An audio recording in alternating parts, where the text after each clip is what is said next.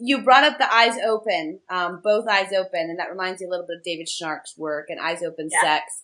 Could you speak to those people who would like to hear more about what that means and how crazy is that? And could you speak about what that idea is trying to teach and what that practice does to you as a human? Yeah.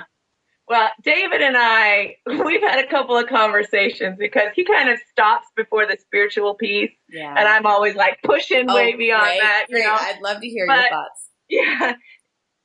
David's ideas are great. And what David's premise is that our intimacy is predicated, only goes as deep as our own ability to manage our own emotions, right?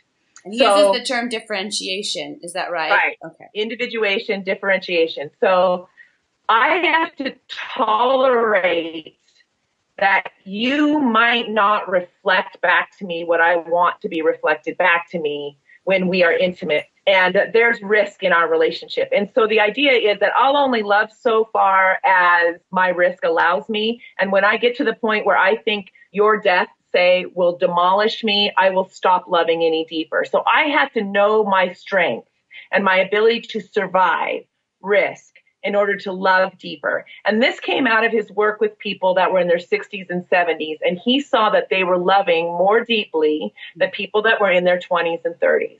And they were having more erotic relationships and more satisfying sexual relationships because they had taken life on its own terms by that point. They'd had friends die, children die, and they knew life was precious, and love, you just didn't turn it away. And that's what changed his whole way of thinking. He said, our love is deep when we tolerate the risk of life. I think that I agree with that, but I think that God makes our relationships a spiritual discipline, and that when loving gets hard, we are invited to learn something more about loving. Mm-hmm. And that's when we learn more about God. When I don't want to love you, when you've pissed me off, mm-hmm. and I want to be angry at you because you've touched something in me and I don't. And I take a deep breath and I reach inside myself and I give you the benefit of the doubt. Mm-hmm.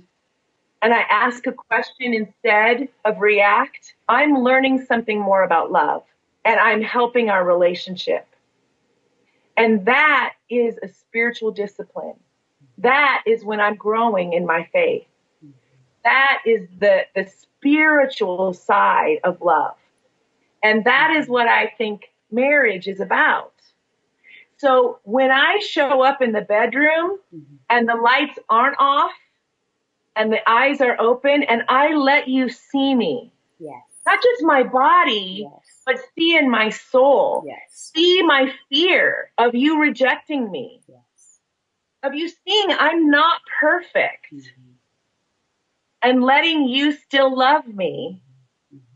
Seeing the fear that if I love you so much and you leave me or you die, it's going to scare me half to death. I love you that much. There is a level of intimacy and depth that we're going to go to that is going to teach me something about myself and something about God and something about you and something about our marriage that I think God intends. And I think it's an invitation to us. And our sexual relationship at that point becomes the holy of holies of the temple. It becomes the place where we can encounter the presence of God. The Shekinah can happen there when we fully show up to each other. Where nothing's closed. But it's risky. It's super risky. Yes. We have to be really brave.